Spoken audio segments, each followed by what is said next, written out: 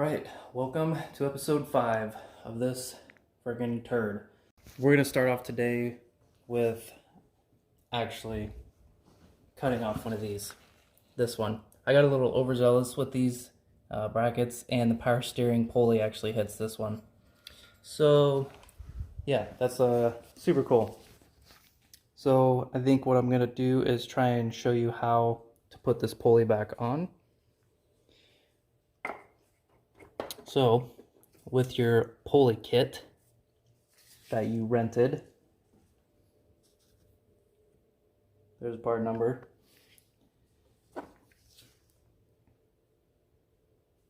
Focus. You get the gist here. Okay, so you're just going to thread this end in to the shaft back here. If I can get you out of the light. Okay. Spread this back, thread this in.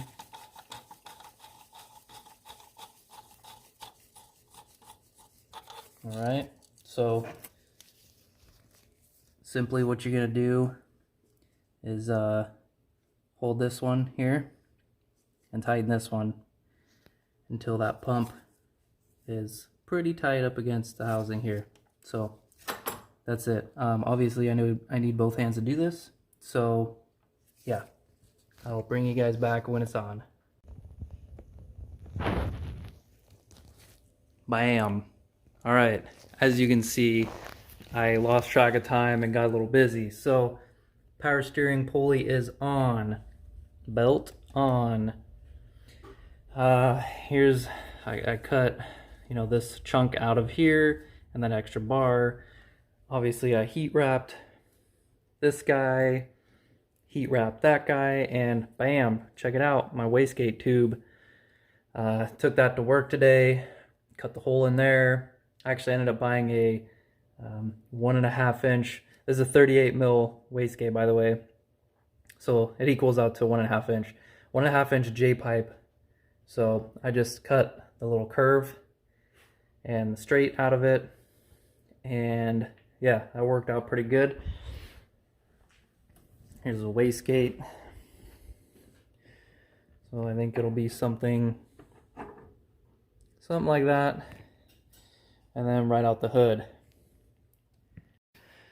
So now that all that is mounted up, this is, well, that's not completely mounted, it's just being held on by one bolt, but it was actually pretty sturdy. I know that was not verification for you guys, but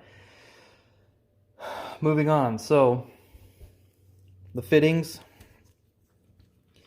yeah, I went to a store that specializes in fittings, and it was kind of a pain in the butt. The guy kept wanting to add fittings, pretty much to this guy here. This is what I was gonna use, mainly because it has a little restrictor on it. So I was going to try and do that, and then a female AN to a compression fitting, which I showed you guys in the last video, but in case you didn't see the last video, it's going to be for the oil feed. There's a little compression sleeve in there. So I wanted to do a female on the bottom here to this compression fitting and just have like a simple 90 elbow, but apparently this in a -4 AN, or also known as a JIC fitting, to this compression fitting is not a real thing. So yeah, so he was trying to build off of this, and it was like an adapter. So it's a -4 to a 1/8 MPT, this one, but it was gonna be like that tall, and that would just look ridiculous. So they had these, which is the -4 to a 1/8 MPT, and I wasn't sold on it at first, but I don't think I have very many choices. So this will simply just screw in there, and I think I'll use some sort of sealant, and let's see. So I bought This is another compression fitting on this end, but it has a female 1/8 MPT. So it'll pretty much go. God dang it. This is not super easy to do with one hand, but let's see. Something like that, right? And then it'll go. I'll put my elbow on this one, and then it'll just run to the compression fitting. And I'll do the same thing with this turbo here. So that's kind of the plan. The next obstacle is the oil drain. I'm trying not to run to the pan. We tapped Marco's oil pan, and you actually had to raise the engine, drop the subframe, and pull the tranny out to be able to get the oil pan out. So definitely not trying to do that again. So I think what I'm gonna do is run a 90, well, let's see, a little piece of tubing, then a 90, and then I'll connect it to this turbo, probably a T, and then obviously this will have like a minor slope down towards the strut tower here, and then run it down, and then probably 90 into the valve cover, and we'll just drain it there. So I bought a T fitting, and yeah, I think I'm gonna have to buy a 90-degree fitting of some sort. So yeah, so that's what we're gonna be working on next. I'll pull the valve cover and do the valve cover gaskets on both sides, but definitely we're gonna pull that one to tap it. And yeah, so I'm gonna mock up this other turbo and try and get gauge whether this is gonna work or not. So here we go. All right, so I think I got something worked out. I got these compression fittings on. So this is pretty much ready to go. And Riley, what are you doing, you butthead? So I actually ended up using the 1/2-inch vinyl tubing. This is what I thought I needed.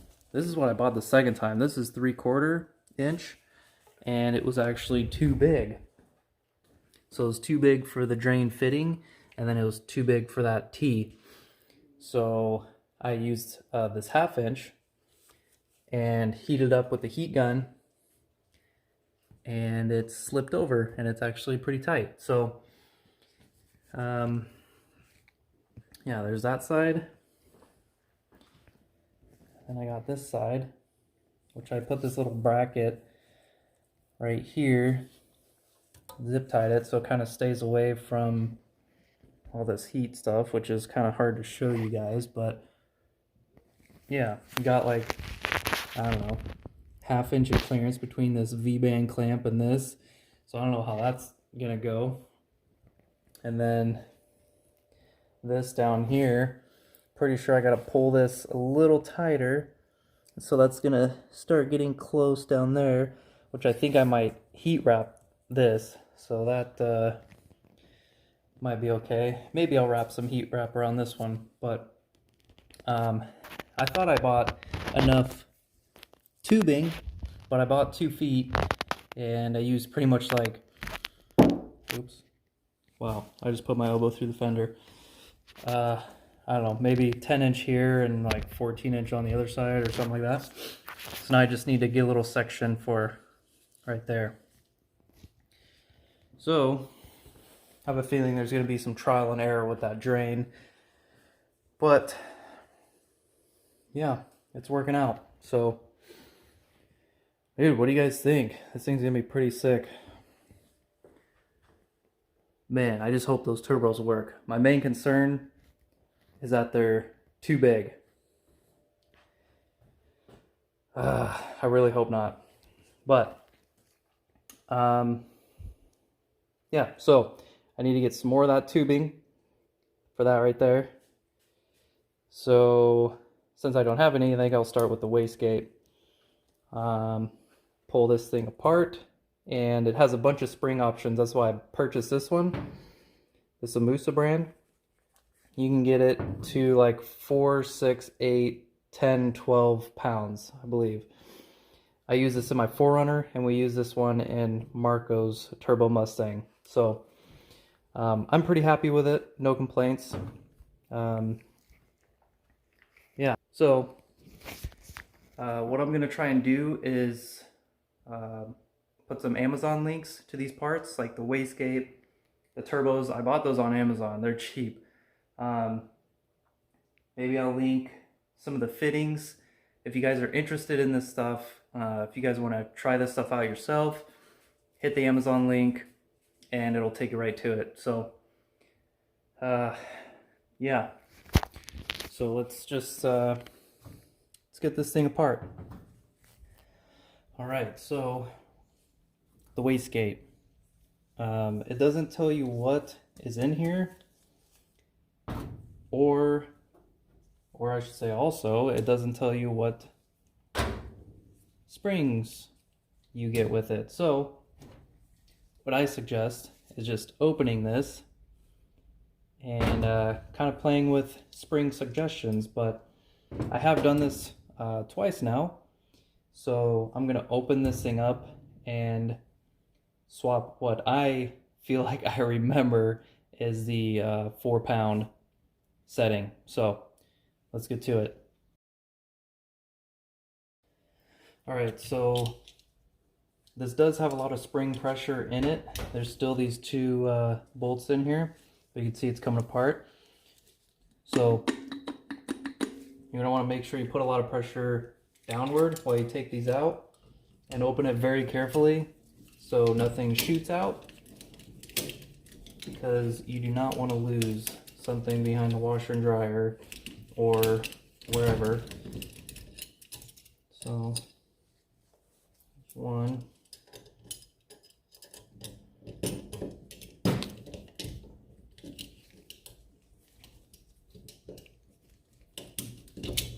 Right, working on the last one here.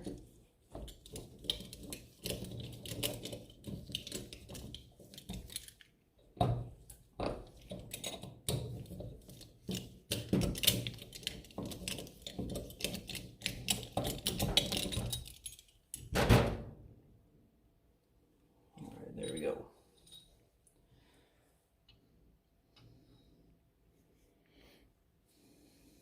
All right, so we have an empty piece here. We have an unknown spring here, which I guess you can, you know, just go around and feel all these. Kind of make your best guess, but let me see here.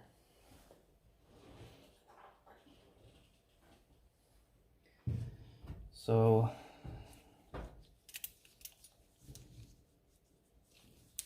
this taller one of the two feels a little weaker than this one just by pressing on it.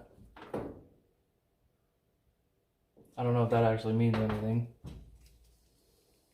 but so what you're gonna do is take this little guy and you're gonna put it under here. So you're gonna take 4 set screws out, and then this is gonna pop out. Then you're gonna put this in between this diaphragm and here. So it kind of acts as like a resistor spring. And then you'll put whichever spring, but something like that. So we're gonna pull this out.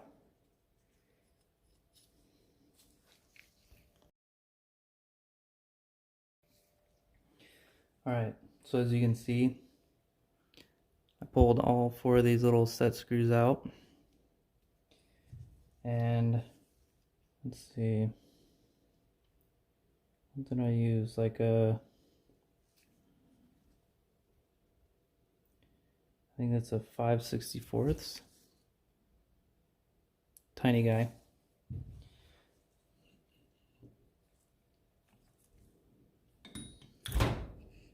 that's going to pull up and out. Make sure you don't damage this, you guys. And make sure when you install it, nothing's kinked or wrinkled. So, your counter spring, that guy. Then I think we're gonna go with that one. Put that one on. Bam. Okay. So let's get back to reassembly.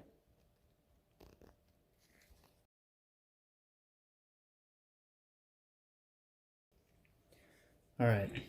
So I actually had to set this on the floor to apply enough force to get the shaft here to set inside of here. So I don't know if you guys can tell, but like right there, there's like epoxy resin stuff that was kind of hardened sitting in here. So I just set it on the floor and applied some pressure. But yeah, so now get the spring in there, get this guy on here, and obviously make sure you have the logo facing the right direction, and reassemble.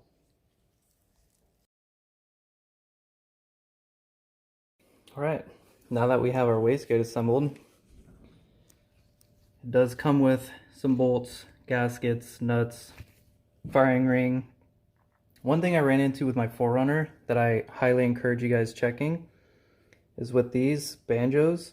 So I had one where it was actually not drilled out, and I had all the boost, like literally all the boost, and I chased it for a couple days until I found that that little hole right inside there was not drilled out.